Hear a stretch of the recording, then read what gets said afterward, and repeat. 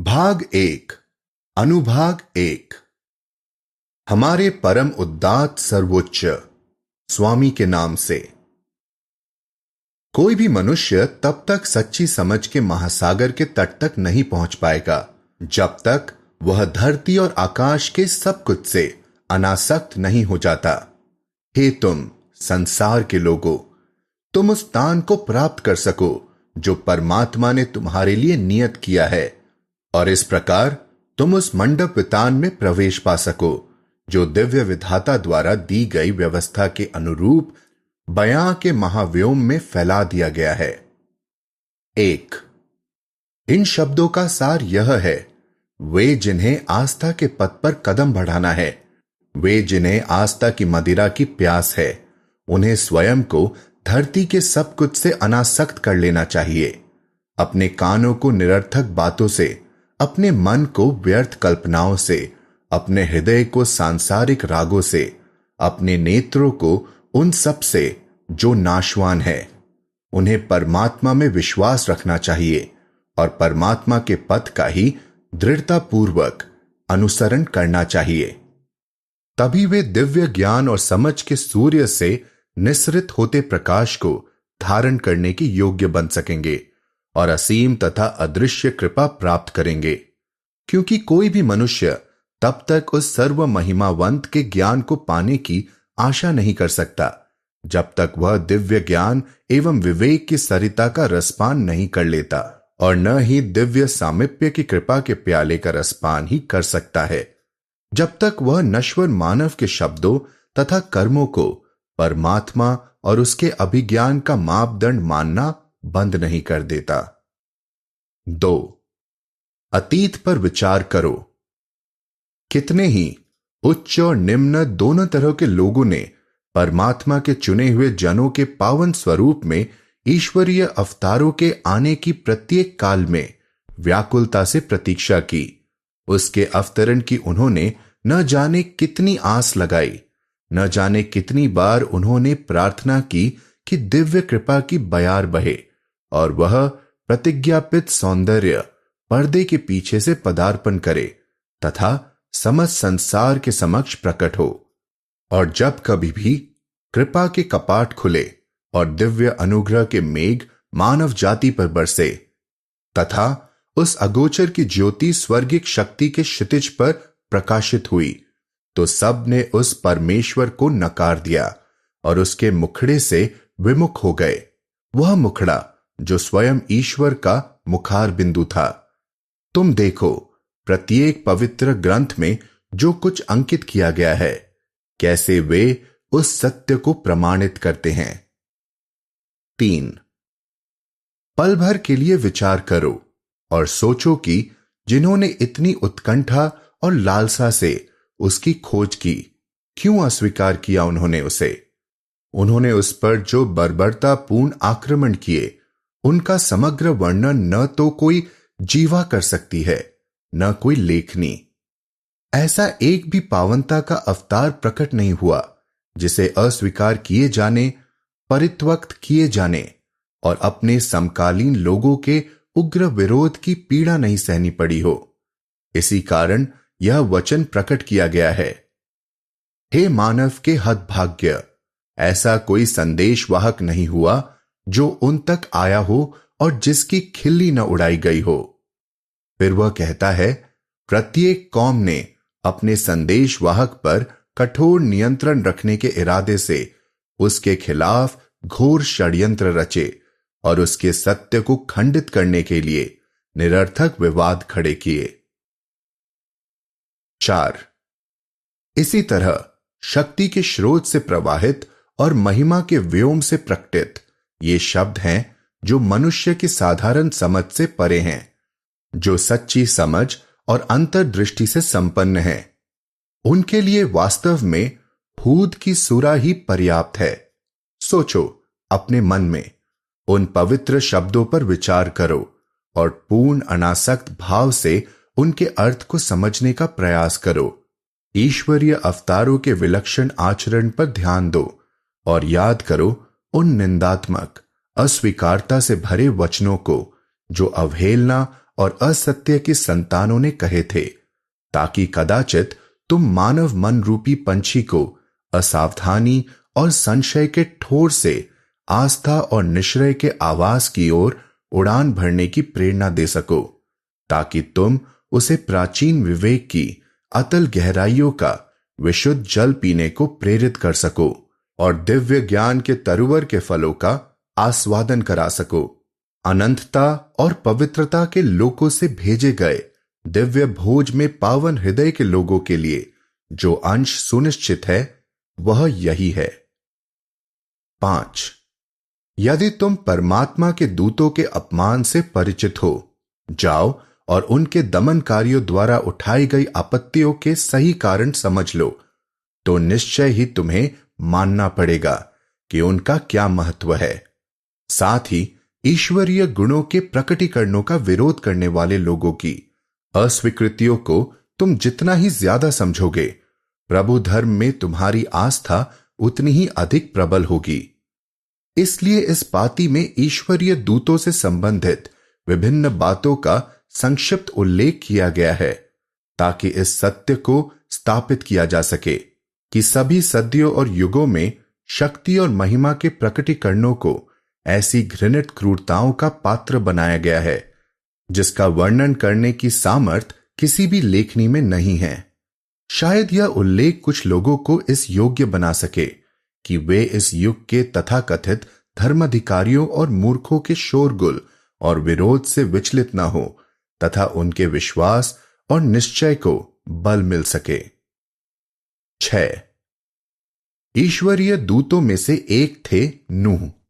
बड़े ही प्रार्थनामय भाव से उन्होंने अपने जनों के लिए पूरे 950 वर्षों तक दिव्य उपदेश दिए और सुरक्षा तथा शांति के व्योम में प्रवेश करने का आह्वान किया, किंतु किसी ने भी उनके आह्वान पर ध्यान नहीं दिया। इस आशीर्वादित आत्मा पर प्रत्येक दिन इतने कष्ट और उत्पीड़न ढाए गए कि किसी को भी उनके जीवित रह पाने का विश्वास नहीं रहा। अनेक बार लोगों ने उन्हें नकार दिया और दुर्भाव के साथ उन पर संदेह किया। इसलिए यह प्रकट किया गया है कि जब जब उन लोगों की टोली उनके पास से गुजरती थी, उनका उपहास किया जाता था।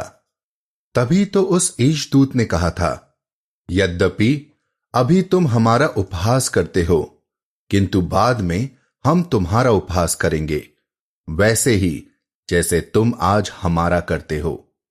इसे तुम अंत में जानोगे। उन्होंने कई बार अपने साथियों को विजय का वचन दिया और उसका समय सुनिश्चित किया, किंतु जब वह घड़ी आई, वह दिव्य वचन पूरा नहीं हो सका। इससे उनके थोड़े से अनुयायियों में से कुछ उनके विमुख हो गए।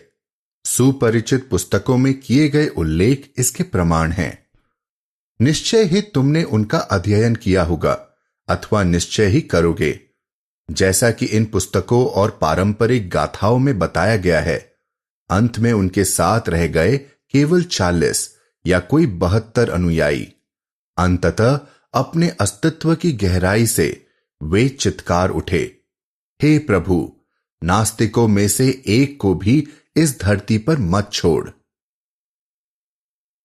7. अब जरा इन लोगों की दिशाहीनता पर विचार करो। उनकी अस्वीकृति और उपेक्षा का भला क्या कारण रहा होगा? क्या उन्होंने अस्वीकार करने और अपेक्षा करने का रुख अपनाया? किस कारण उन्होंने अस्वीकृति के लबादे को उतार फेंकने और स्वीकृति का जामा पहनने से इनकार किया? इसके अतिरिक्त क्यों नहीं पूरा हुआ वह दिव्य वचन जिसे लोगों ने पहले स्वीकार किया था, उसे ही अब खारिज कर दिया? गहनता से चिंतन करो, जिससे अदृश्य वस्तुओं का रहस्य तुम पर प्रकट हो सके। तुम उस सुरभि को ग्रहण कर सको जो आध्यात्मिक और अनश्वर है, तथा तुम इस सत्य को स्वीकार कर सको कि अनादि से अनंत तक सर्वशक्तिमान ईश्वर ने अपने सेवकों की परीक्षा ली है तथा सदैव लेता रहेगा, ताकि प्रकाश और अंधकार, सत्य और असत्य, सही और गलत, मार्गदर्शन और भटकाव, सुख और दुख तथा गुलाब और कांटों में विभेद किया जा सके, जैसा कि उसने प्रकट भी किया है जब लोग कहते हैं कि हम विश्वास करते हैं, तो क्या वे यह सोचते हैं कि उन्हें बस इतने भर से ही छोड़ दिया जाएगा और उनकी परीक्षा नहीं ली जाएगी? 8। फिर नूह के बाद हूद के मुखमंडल का प्रकाश सृष्टि के क्षितिज पर प्रकाशित हुआ। जैसा कि लोग कहते हैं, करीब 700 वर्षों तक उन्होंने लोगों को दिव्य उपस्थिति के रिजवान के निकट आने और उसकी ओर उन्मुख होने का उपदेश दिया। उन्हें न जाने कितनी यातनाएं दी गई और उनके संकल्पों का फल यह मिला कि विद्रोह और भी उग्र हो गया तथा उनके घोर परिश्रम का परिणाम बस यही निकला कि उनके लोगों ने सत्य से आंखें फेर ली और उनका अविश्वास अविश्वासी जनों के लिए केवल उनके ही अधोपतन को बढ़ावा देगा। 9। और उनके बाद अदृश्य अनंतता के रिजवान से साले की पवित्र विभूति प्रकट हुई, जिन्होंने पुनः लोगों को शाश्वत जीवन सरिता की ओर जाने का आह्वान किया। उन्होंने 100 से भी अधिक वर्षों तक लोगों को सचेत किया कि वे परमात्मा के आदेशों में दृढ़ रहे और जो कुछ भी उन्हें मना किया गया है उसे त्याग दें। तथापि उनके उपदेशों का कोई सुफल नहीं निकला और उनके सभी तर्क निरर्थक सिद्ध हुए। कई बार निराश होकर वे एकांतवास में चले गए। यह सब तब हुआ जबकि वह शाश्वत सौंदर्य लोगों को और कहीं नहीं बल्कि परमात्मा के नगर की ओर बुला रहा था। जैसा कि प्रकट किया गया है, और समूद के वंश में हमने उनके भाई सालेह को भेजा। हे मेरे लोगों, उन्होंने कहा, परमात्मा की आराधना करो, क्योंकि उसके अतिरिक्त तुम्हारा अन्य कोई परमात्मा नहीं है। किंतु उन्होंने उत्तर दिया, हे सालेह, अब तक हमारी आशाएं तुझ पर टिकी थी। तू हमें उसकी आराधना करने से मना करता है जिसकी आराधना हमारे पूर्वजों ने की थी। सचमुच हमें संदेह है कि तू हमें संदिग्ध दिशा की ओर बुलाता है। यह सब निष्फल सिद्ध हुआ, यहां तक कि अंत में बड़ा हाहाकार मचा और सब के सब घोर पतन को प्राप्त हुए। 10। बाद में अदृश्य आवरण से प्रभु के मित्र इब्राहिम के मुखड़े का सौंदर्य प्रकट हुआ और दिव्य मार्गदर्शन की एक और पताका फहराई गई। उन्होंने धरती के निवासियों को धर्म के प्रकाश की ओर आमंत्रित किया। जितनी ही उत्कंठा के साथ उन्होंने लोगों को उपदेश दिए, उतनी ही उग्रता से लोगों में ईर्ष्या और उद्दंडता बढ़ती गई। सिवाय उनके जो ईश्वर के सिवा अन्य सबसे अनासक्त थे और निश्चय के पंखों पर सवार होकर उस उच्च स्थिति की ओर बढ़ चले थे जिसे ईश्वर ने मनुष्य की समझ से परे अत्यंत उदात्त बनाया है। यह सबको मालूम है कि शत्रु समुदाय ने चारों ओर से उन्हें घेर लिया था और आखिरकार उनके खिलाफ ईर्ष्या और विद्रोह की आग भड़का दी थी। और जब आग भड़काने से भी बात न बनी तो उसे वह जो मानव समुदाय के बीच ईश्वर का प्रदीप्त दीपक था अपने नगर से निर्वासित कर दिया गया, जैसा कि सभी ग्रंथों और वृत्तांतों में उल्लेखित है। 11। और जब उनका कालखंड समाप्त हुआ तो मूसा की बारी आई। दिव्य साम्राज्य के राजदंड से सुसज्जित, ईश्वरीय ज्ञान के धवल कर से सुशोभित और परमात्मा के प्रेम के फरहान से अग्रसर होते हुए तथा शक्ति और अनंत शक्ति के सर्प को धारण किए हुए वह ज्योतिर्मय सिनाई से जगमगाते हुए संपूर्ण विश्व में प्रकाशित हो उठे। उन्होंने पृथ्वी के सभी मानवों और सगोत्रों का आह्वान किया कि वे अनंतता के साम्राज्य में प्रवेश करें और उन्हें आमंत्रित किया कि वे निष्ठा के वृक्ष का आस्वादन करें। तुम्हें निश्चय ही यह भी मालूम होगा कि किस तरह फिरौन और उसके लोगों ने उसका प्रबल विरोध किया और किस तरह उस आशीर्वादित वृक्ष पर अविश्वासियों ने संदेह के पत्थर फेंके, यहां तक कि अंत में फिरौन और उसके लोग पूरी शक्ति लगाकर असत्य और अवहेलना के पानी से उस पवित्र वृक्ष की अग्नि को बुझाने के लिए उठ खड़े हुए और वे इस सत्य को भूल गए कि वह उस दिव्य विवेक की लौ थी जिसे पार्थिव संसार के किसी भी जल से बुझाया नहीं जा सकता। और न ही नश्वर झोंकों से शाश्वत साम्राज्य का प्रदीप दीप बुझाया जा सकता है। नहीं, बल्कि ऐसा जल लौ के प्रकाश को और बढ़ा देगा, और ऐसे झोंके उस प्रदीप्त लौ को और भी सुरक्षा प्रदान करेंगे, बशर्ते तू विवेक की दृष्टि से देखने वाला हो और परमात्मा की पवित्र इच्छा तथा प्रसन्नता की राह पर चलने वाला हो। सर्व महिमावान प्रभु ने अपने ग्रंथ में कथा कही है, जो उन्होंने अपने एक प्रिय पात्र के लिए प्रकट की, कि किस तरह फिरौन के ही कुटुंबी एक धर्मानुयायी ने अपनी विवेक दृष्टि का परिचय दिया, और फिरौन के ही परिवार के एक व्यक्ति ने, जो धर्मानुयायी था किंतु जिसने अपनी निष्ठा छिपा रखी थी, कहा है, क्या तुम इसलिए किसी के प्राण ले लोगे क्योंकि वह कहता है कि मेरा स्वामी परमेश्वर है, जबकि वह प्रभु के चिन्हों को लेकर तुम्हारे पास अवतरित हो चुका है? यदि वह झूठा है तो उसका झूठ उसे ही नष्ट कर देगा, किंतु यदि वह सच्चा हुआ तो उसकी चेतावनी तुम पर टूट पड़ेगी।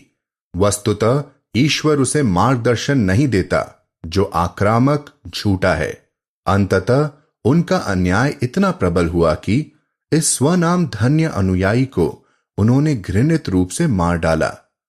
अत्याचारियों को ईश्वर का श्राप मिले। 12। अब जरा इन बातों पर ध्यान दो। इतना विवाद और संघर्ष भला कैसे उत्पन्न हो सका? ऐसा क्यों होता है कि ईश्वर के प्रत्येक अवतार के आने के साथ ही इतना संघर्ष और कलह, अत्याचार और उथल पुथल शुरू हो जाती है? इसके बावजूद कि ईश्वर के सभी दूतों ने जब कभी भी वे मनुष्य के बीच प्रकट हुए, निर्विवाद रूप से अपने बाद आने वाले अवतार के प्रकट होने की पूर्व घोषणा की और ऐसे चिन्ह सुनिश्चित किए जो बाद में धर्मयुगों के आगमन का संकेत देंगे। इसका प्रमाण है सभी पवित्र ग्रंथों के उल्लेख। जबकि मानव पावनता के अवतारों की खोज में, उसकी प्रतीक्षा में रत है और उनके संकेत पवित्र ग्रंथों में दिए गए हैं, फिर भी प्रत्येक युग और काल में ईश्वरीय दूतों और उनके चुने हुए जनों पर इतने अत्याचार, इतनी क्रूरता और हिंसा क्यों बरसाई गई? जैसा कि उसने स्वयं भी प्रकट किया है, जब कभी भी कोई देवदूत तुम्हारे पास वह लेकर आता है जिसकी चाह तुम्हारी आत्मा को नहीं होती, तो तुम अहंकार से फूल उठते हो, उनमें से कितनों को पाखंडी करार देते हो और कितनों को मार डालते हो। 13। जरा सोचो कि ऐसा करने का कारण भला क्या रहा होगा? उस सर्व महिमावान परमेश्वर के सौंदर्य को प्रकट करने वालों के प्रति ऐसा व्यवहार जताने की दुष्प्रेरणा कहां से मिली होगी? अतीत के युगों में इन लोगों ने जिस कारण से विरोध किया और उन्हें नकार दिया, उसी कारण से आज के युग के लोग भी पथभ्रष्ट हो चले हैं। यह कहते रहना कि विधाता का प्रमाण अपूर्ण था और इसीलिए लोगों ने उन्हें नकार दिया, खुली ईश निंदा के सिवा अन्य कुछ नहीं है। सर्वदयालु परमेश्वर की कृपा, उसकी स्नेहहीन कल्याण भावना और दयालुता से कितनी अलग लगती है, यह बात कि मनुष्यों के बीच से किसी एक को वह अपनी समस्त सृष्टि के मार्गदर्शन के लिए चुन ले और उसे अपने दिव्य प्रमाण का संपूर्ण अंश भी प्रदान न करे, और दूसरी ओर अपने उस चुने हुए जन से विमुख हुए लोगों को कठोर दंड का भागी बनाए। नहीं, बल्कि संपूर्ण अस्तित्व के प्रभु की अनगिनत कृपाओं ने उसके दिव्य सार तत्वों के प्रकटावतारों के माध्यम से सदा सर्वदा इस पूरी धरती को घेर रखा है, और उन सब को जो इस पर निवास करते हैं एक पल के लिए भी उसकी कृपा नहीं थमी, और न ही मानव जाति पर कभी उसकी स्नेहहीन दयालुता के फुहारों की वर्षा ही रोकी गई। अतः ऐसे व्यवहार के मूल में लोगों की तुच्छ मानसिकता के सिवा अन्य कुछ नहीं है, जो अहंकार और दुराग्रह की घाटी में विचरण करते हैं, जो भटकते फिर रहे हैं किसी सुदूर बियावान में, जो अपनी निरर्थक कल्पनाओं के अनुगामी हैं और जो केवल अपने धर्म गुरुओं का हुक्म बजाते हैं। उन्हें सिर्फ विरोध करना है, उनकी एकमात्र कामना है सत्य की उपेक्षा करना। प्रत्येक विचारशील प्राणी के लिए यह स्पष्ट और प्रकट है कि यदि इन लोगों ने सत्य सूर्य के प्रत्येक प्रकटावतार के युग में अपनी दृष्टि, अपने कानों और अपने हृदय को उन सब से पवित्र कर लिया होता जो उन्होंने देखा, सुना और महसूस किया था, तो निश्चय ही वे ईश्वर के सौंदर्य को देखने से वंचित नहीं रहते और न ही वे महिमा के आवाज से दूर भटकते, किंतु परमात्मा के साक्ष्य को अपने ही ज्ञान के मापदंड से तौलकर, अपने धर्म गुरुओं की शिक्षाओं के कतिपय अंशों को लेकर और उन्हें अपनी सीमित बुद्धि से परे जानकर वे अशोभनीय कार्यों में लग गए। 14. प्रत्येक युग में धार्मिक नेताओं ने लोगों को अनंत मुक्ति के तट तक पहुंचने में बाधा पहुंचाई है, क्योंकि प्रभुत्व की लगाम सदा उनकी ही शक्तिशाली मुट्ठी में रही। कुछ लोगों ने नेतृत्व के लोभ के कारण और अन्य लोगों ने ज्ञान तथा समझ की कमी के कारण लोगों को इससे वंचित रखा। उन्हीं के अनुमोदन और प्रभुत्व से ईश्वर के प्रत्येक दूत ने त्याग की मदिरा का आस्वादन किया है और गरिमा की ऊंचाइयों की ओर उड़ान भरी है। प्रभुत्व और ज्ञान के आसन पर कब्जा जमाए बैठे इन लोगों ने संसार के सच्चे सम्राटों, दिव्य सद्गुण के इन महारत्नों को कितनी ही अकथनीय क्रूरता का पात्र बनाया है।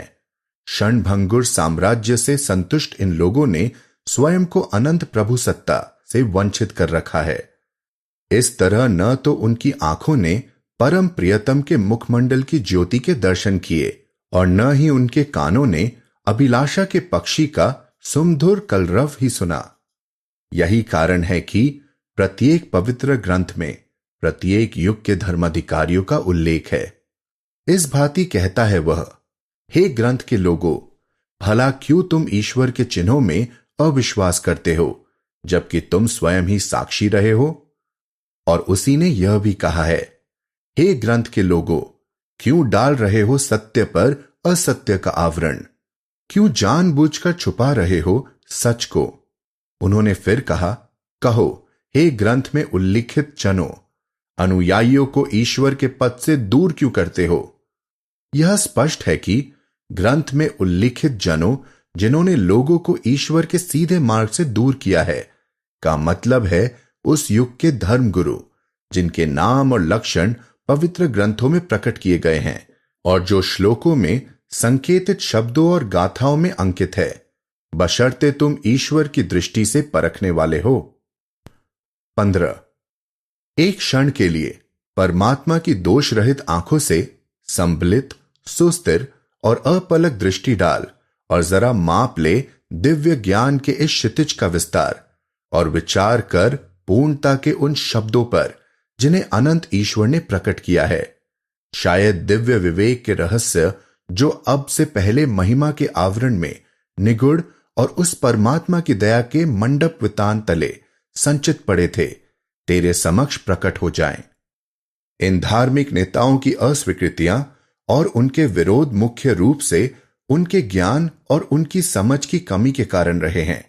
उन्होंने उन शब्दों को न कभी समझा, न उनकी ठाह ली जो एकमेव सत्य ईश्वर के सौंदर्य को प्रकट करने वालों ने कहा था और जिनमें उन्होंने उन संकेतों को सुनिश्चित किया था जो आने वाले युग के अवतारों के आगमन की पूर्ण घोषणा करेंगे।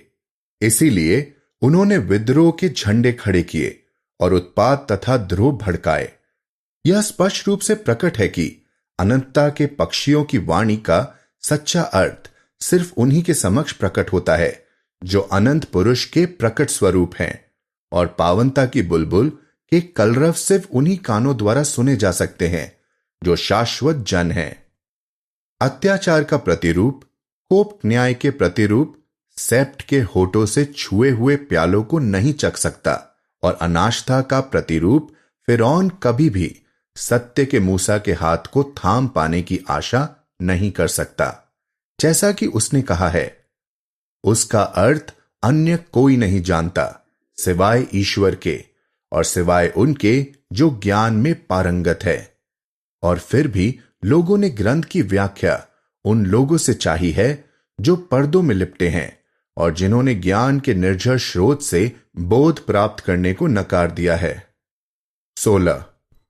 जब मूसा का युग समाप्त हुआ और चेतना के प्रभाव से विकीर्ण ईसा की ज्योति विश्व पर छा गई, तो इज़राइल के सभी लोग उनके विरुद्ध में उठ खड़े हुए। वे चिल्लाने लगे कि वह जिसके आगमन की भविष्यवाणी बाइबल पूर्व विधान में की गई, उसके लिए जरूरी है कि वह मूसा के विधानों की उद्घोषणा करे और उन्हें पूरा करे। किंतु दिव्य मसीहा होने का दावा करने वाले इस यौवन संपन्न नाजरीन ने मूसा के 2 बड़े विधानों, तलाक के नियम और शनिवार के नियम को निरस्त कर दिया। इसके अलावा अवतार के और कौन से चिन्ह अभी आने थे? इज़राइल के ये लोग आज भी उस प्रकटीकरण की आस लगाए बैठे हैं जिसकी भविष्यवाणी बाइबल पूर्व विधान ने की थी। मूसा के समय से लेकर अब तक पावनता के कितने ही अवतार, शाश्वत प्रकाश के कितने ही प्रकटकर्ताओं का आगमन हो चुका है, किंतु इज़राइल है कि वह आज भी अपने शैतानी ख्यालों और अपनी मिथ्य कल्पनाओं के सघन आवरण से लिपटा आस लगाए बैठा है कि उसके अपने ही हस्त कौशल की प्रतिमूर्ति उन्हीं के चिन्हों के साथ प्रकट होगी जो उनकी अपनी धारणा में समाये हुए है। इस तरह ईश्वर ने उनके पापों की खातिर उन्हें जकड़ रखा है, उनकी आस्था ही खत्म कर डाली है और घोर रसातल की लपटों से उन्हें ग्रस्त किया है। यह सब कुछ सिर्फ इसलिए कि इज़राइल ने आगामी धर्म प्रकाशन के चिन्हों से संबंधित बाइबल पूर्व विधान में प्रकट किए गए चिन्हों का अर्थ समझने से इनकार कर दिया। उनके सच्चे महत्व को उसने कभी ग्रहण नहीं किया और बाहरी तौर से देखने पर वैसी घटनाएं कभी घटित नहीं हुई। अतः वह ईश्वर के सौंदर्य को पहचानने और परमात्मा का मुखड़ा देखने से वंचित रह गए। वे अभी तक उसके आने के इंतजार में हैं। पुरातन काल से लेकर आज तक धरती के सब लोग ऐसे ही काल्पनिक और अनुपयुक्त विचारों से चिपके बैठे हैं और इस प्रकार उन्होंने विशुद्धता और पावनता के स्रोतों से प्रवाहित स्वच्छ जल से स्वयं को वंचित कर रखा है। 17। इन रहस्यों को प्रकट करने में हमने एक मित्र को हिजाज की मधुर भाषा में संबोधित अपनी पूर्व पातियों में प्राचीन ईश दूतों के प्रति प्रकट किए गए पदों के दृष्टांत दिए और अब तुम्हारे अनुरोध पर हम पुनः इसी पृष्ठ में उन्हीं पदों को इराक की अद्भुत बलाघात वाली शैली में प्रस्तुत करेंगे, ताकि शायद कहीं सुदूर बियावान में भटकते प्यासे जन दिव्य उपस्थिति का महासागर पा सके और वियोग के बंजर में मृत प्राय जन अनंत पूर्ण मिलन के आवास तक लौट सके। इस तरह भटकाव का कुहासा छट जाए और दिव्य मार्गदर्शन का दीप्त प्रकाश मानव हृदय के क्षितिज पर उदित हो। परमात्मा में हमारा विश्वास है और उसी को हम सहायता के लिए पुकारते हैं, ताकि संभवतः इस लेखनी से वह प्रवाहित हो सके जो मानव आत्माओं को अनुप्राणित कर सके, ताकि वे असावधानी की शैया से जागे और उस वृक्ष से आती सुमधुर स्वर लहरियों को सुने जिसे परमेश्वर की अनुमति से सर्व महिमावान के रिजवान में दिव्य शक्ति के हाथों रोपा गया है। 18। विवेक संपन्न जनों के लिए यह स्पष्ट रूप से प्रकट है कि जब ईसा की प्रेमाग्नि ने यहूदी धर्म की सीमा रेखाओं को भस्मसात कर दिया और जब उनकी प्रभु सत्ता प्रकट हुई और थोड़ी बहुत प्रभावी भी हो गई, तो अदृश्य सौंदर्य के उस प्रकटकर्ता ने अपने शिष्य के सम्मुख अपनी मृत्यु का उल्लेख करते हुए अपने शिष्यों के दिल में वियोग की ज्वाला धधकाते हुए कहा, मैं जाता हूं और पुनः तुम्हारे पास आऊंगा। और दूसरी जगह उसने कहा, मैं जाऊंगा, तब एक दूसरा आएगा जो तुम्हें वह सब बतला देगा जो मैंने तुम्हें नहीं बतलाया है, और वह मेरे सारे वचनों को पूरा करेगा। इन दोनों कथनों का अर्थ एक ही है, बशर्ते परमात्मा की एकता के अवतारों के बारे में तू दिव्य अंतर्दृष्टि से विचार करे। 19। प्रत्येक विवेकशील व्यक्ति यह पहचान लेगा कि कुरान के धर्म युग में ईसा के ग्रंथ और उनके धर्म दोनों की ही पुष्टि की गई है, जहां तक नामों का संबंध है, स्वयं मोहम्मद ने घोषणा की थी, मैं ही ईसा हूं। उन्होंने ईसा के चिन्हों, शब्दों और उनकी भविष्यवाणियों के सत्य को पहचानना और प्रमाणित किया था कि वे सब ईश्वर के हैं।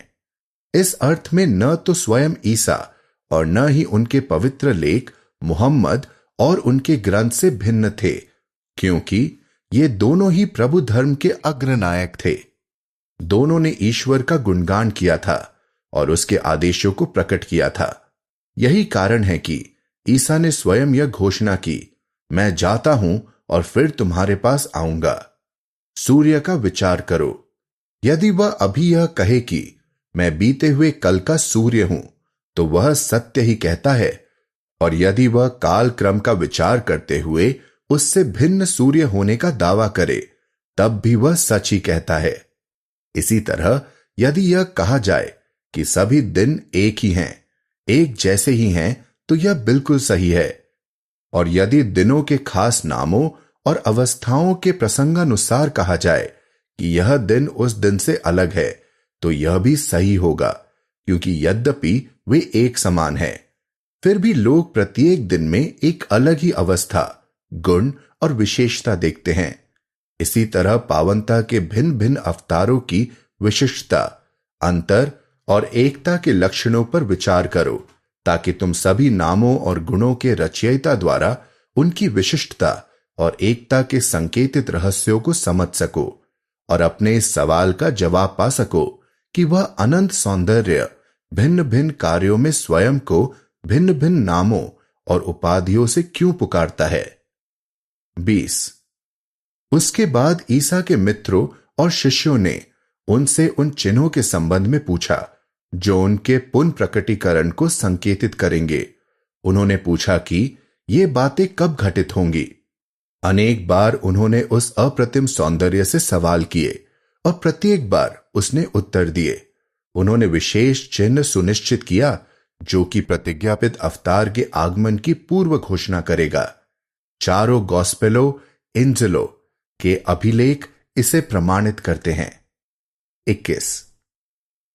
यह अत्याचार पीड़ित इनमें से मात्र एक का उदाहरण उद्धृत करेगा जो परमेश्वर के निमित्त मानव जाति को ऐसे अनुग्रह प्रदान किए जाने का है जो अभी तक उस अप्रकट और पवित्र वृक्ष में छिपे हैं, ताकि नश्वर मनुष्य संभवतः अमर फल के अपने अंश से वंचित न रहे और अक्षय जीवन जल की एक बूंद प्राप्त कर सके, जो शांति गृह बगदाद से समस्त मानव जाति के लिए सुरक्षित की गई है। हम न तो प्रतिफल चाहते हैं और न पारितोषिक। हम परमात्मा की ओर से तुम्हारी आत्माओं को पोषित करते हैं। तुमसे हम न तो प्रतिदान चाहते हैं और न ही धन्यवाद। यह वह भोज है जो विशुद्ध हृदय जनों तथा प्रदीप्त चेतना युक्त जनों को अक्षय जीवन प्रदान करता है।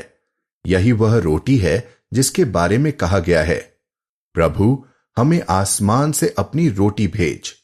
यह रोटी उनसे कभी नहीं छीनी जाएगी जो इसके हकदार हैं, और न ही यह कभी समाप्त होगी। यह सदैव प्रभु कृपा से संपोषण प्राप्त करती है। यह प्रत्येक युग में न्याय तथा दयालुता के व्योम से उतरती है, यहां तक कि वह कहता है, क्या तू नहीं देखता कि एक परिशुद्ध शब्द की समानता परमेश्वर किससे करता है? एक अच्छे वृक्ष की जड़ें सदैव दृढ़ता से जमी होती हैं और उसकी शाखाएं अंबर के पार तक पहुंचती हैं। सभी मौसम में यह अपने फल प्रदान करता है। 22। यह कितना दुखद होगा कि मनुष्य सर्वोत्तम उपहार, कभी न समाप्त होने वाली कृपा और इस अनंत जीवन से अपने को वंचित कर ले। उसके लिए तो यही योग्य है कि इस आहार का आदर करे जो महाव्योम से आया है, ताकि संयोग से सत्य सूर्य की अद्भुत कृपाओं के द्वारा मृतक पुनर्जीवित हो उठे और मुरझाई हुई आत्माएं असीम चैतन्य से स्फूर्ति प्राप्त कर सके। शीघ्रता करो हे मेरे भ्रात, अभी समय है कि तुम्हारे अधर अनश्वर घूंट का रसास्वादन कर सकते हैं, क्योंकि इस समय अतिशय प्रिय की नगरी से बहने वाला जीवन समीर सदैव बना नहीं रहेगा और पावन शब्दों की वेगवती सरिता अवश्य ही थम जाएगी और रिजवान के कपाट सदैव खुले नहीं रह पाएंगे। निश्चय ही वह दिन आएगा जब बैकुंठ की कोकिला अपने पार्थिव घरौंदे से अपने स्वर्गिक नीड़ को उड़ जाएगी। तब उसका मधुर संगीत फिर नहीं सुना जा सकेगा। तब गुलाब का सौंदर्य अपनी कांति बिखेरना बंद कर देगा। अतः समय को थामो, इससे पहले कि दिव्य बासंती काल की भव्यता बीत जाए और शाश्वतता का पक्षी सुमधुर संगीत का गुंजन करना बंद कर दे, जिससे तेरे कान उसका आह्वान सुनने से वंचित न रहे। तुझे और परमेश्वर के प्रियजनों को यही मेरा परामर्श है। जो चाहे उसे उस ओर उन्मुख होने दो, जो चाहे उसे विमुख होने दो। सत्य ही परमात्मा स्वतंत्र है, उससे जिसका वह साक्षी है। 23 मेरी के पुत्र ईसा के गॉस्पेल के रिजवान में प्रभावपूर्ण शक्ति के स्वरों में गाए गए मधुर गीत हैं, जो उन चिन्हों को प्रकट कर रहे हैं जिनसे उनके बाद के प्राकट्य के अवतरण की सुनिश्चित घोषणा होती है। पहली गॉस्पेल में मैथ्यू के अनुसार यह उल्लेख हुआ है, और जब उन्होंने ईसा से उनके आगमन के चिन्हों के संबंध में पूछा तो उन्होंने उनसे कहा, उन दिनों के अत्याचार प्रयुक्त यूनानी शब्द थ्लिप्सिस के दो अर्थ हैं, दबाव और अत्याचार।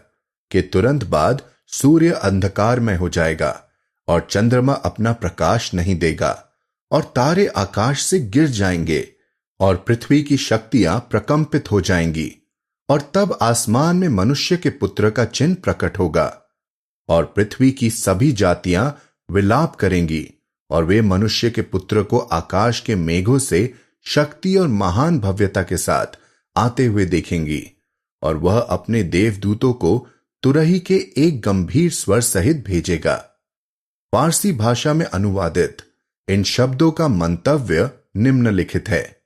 जब मानव जाति पर होने वाले अत्याचार और उत्पीड़न समाप्त होने को होंगे, तब सूर्य को चमकने से, चंद्रमा को प्रकाश देने से रोका जाएगा। आकाश के तारे पृथ्वी पर गिर जाएंगे और धरती के स्तंभ कांप उठेंगे। उस समय मनुष्य के पुत्र के चिन्ह आकाश में प्रकट होंगे, अर्थात प्रतिज्ञापित सौंदर्य और जीवन का सार। इन चिन्हों के प्रकट होने पर अदृश्य साम्राज्य से दृश्य जगत में पदार्पण करेगा। वह कहते हैं, उस समय पृथ्वी पर निवास करने वाले सभी लोग और बंधु बांधव शोक और विलाप करेंगे, और वे उस दिव्य सौंदर्य को शक्ति, वैभव तथा गौरव के साथ बादलों पर सवार होकर आकाश से आते अपने देवदूतों को एक तुरही के गंभीर स्वर के साथ भेजते देखेंगे। इसी प्रकार 3 अन्य गॉस्पेलों, इंजिलों में लूका, मार्कस और यूहन्ना के अनुसार यही वक्तव्य अभिलिखित है। अरबी भाषा में प्रकट की गई अपनी पातियों में हमने इनका विस्तार से वर्णन किया है, अतः इन पृष्ठों में उनका कोई उल्लेख नहीं किया है और मात्र एक ही संदर्भ में परिसीमित रखा है। 24 चूंकि ईसाई धर्मोपदेशक इन शब्दों का अर्थ समझने में असफल रहे हैं और उन्होंने उनका उद्देश्य और प्रयोजन नहीं पहचाना और ईसा के शब्दों की शाब्दिक व्याख्या से ही बंधे हैं, अतः वे इस्लाम धर्म प्रकाशन की प्रवाहमान कृपा से और उसके निर्झर अनुग्रहों से वंचित रह गए। अपनी आस्था के नेताओं के उदाहरण का अनुगमन करते ईसाई समुदाय के अज्ञानी जनों को इसी भांति भव्यता के सम्राट के सौंदर्य का अवलोकन करने से रोका गया, क्योंकि वे चिन्ह जो मुस्लिम धर्म काल के सूर्योदय के साथ आने थे वस्तुतः घटित नहीं हुए। इस प्रकार युग बीत गए और सदियां व्यतीत हो गई और वह अत्यंत विशुद्ध आत्मा अपनी प्राचीन सर्वोच्चता के विश्राम स्थल को वापस जा चुकी है। एक बार पुनः उस शाश्वत चेतना ने रहस्यमयी तुरही में श्वास फूकी और मृत जनों को प्रमाद और भूल की उनकी कब्रों से मार्गदर्शन तथा कृपा के साम्राज्य में गतिमान किया है। और फिर भी वह आशावान समुदाय अभी तक चीख रहा है, ये चीजें कब होंगी? वह प्रतिज्ञापित हमारी आशाओं का लक्ष्य कब प्रकट होगा, जब हम उसके धर्म की विजय के लिए उठ खड़े हों, जब हम उसके निमित्त अपनी समस्त संपदा न्योछावर कर दें, जब उसके मार्ग में हम सर्वस्व बलिदान करें और उसके पथ पर अपना जीवन न्योछावर कर सकें। इसी प्रकार से इन मिथ्या कल्पनाओं ने अन्य समुदायों को भी परमात्मा की असीम दयालुता के कौसर से भटकाया है और उनके अपने निरर्थक विचारों में व्यस्त बनाए रखा है। 25। इस लेखांश के अतिरिक्त गॉस्पेल की एक अन्य आयत है जिसमें वह कहता है, आकाश और पृथ्वी समाप्त हो जाएंगे लेकिन मेरे शब्द कभी समाप्त नहीं होंगे। इस तरह ईसा के अनुयायियों ने मान लिया है कि गॉस्पेल के विधान कभी रद्द नहीं होंगे और जब भी वह प्रतिज्ञापित सौंदर्य प्रकट किया जाएगा और सभी चिन्ह प्रकट किए जाएंगे, तब वह अनिवार्यतः गॉस्पेल में घोषित विधान की पुनर्पुष्टि तथा स्थापना करेगा ताकि दुनिया में उसके धर्म के अतिरिक्त कोई धर्म न रहे। यह उनका मौलिक विश्वास है। इस संबंध में उनका दृढ़ विश्वास ऐसा है कि यदि कोई व्यक्ति गॉस्पेल के विधान के विपरीत कुछ घोषित करने के लिए सारे प्रतिज्ञापित चिन्हों सहित प्रकट किया जाए तो निश्चय ही वे उसे त्याग देंगे, उसके विधान को मानने से इनकार कर देंगे, उसे नास्तिक घोषित कर देंगे और घृणापूर्वक उस पर हंसेंगे। जो कुछ मोहम्मद के धर्म प्रकाशन का सूर्य प्रकट होने पर हुआ, यह बात इससे प्रमाणित है। यदि लोगों ने प्रत्येक धर्म काल के ईश्वर अवतार से विनीत भाव से पवित्र पुस्तकों में प्रकटित इन शब्दों का सच्चा अर्थ खोजा होता, उन शब्दों का जिनकी अशुद्ध समझ ने मनुष्य को सद्रतुल मुंतहा के अंतिम प्रयोजन की पहचान से वंचित कराया है, तो निश्चय ही सत्य सूर्य के प्रकाश की ओर उनका मार्गदर्शन किया जाता और उन्होंने दिव्य ज्ञान तथा विवेक के रहस्य खोज लिए होते।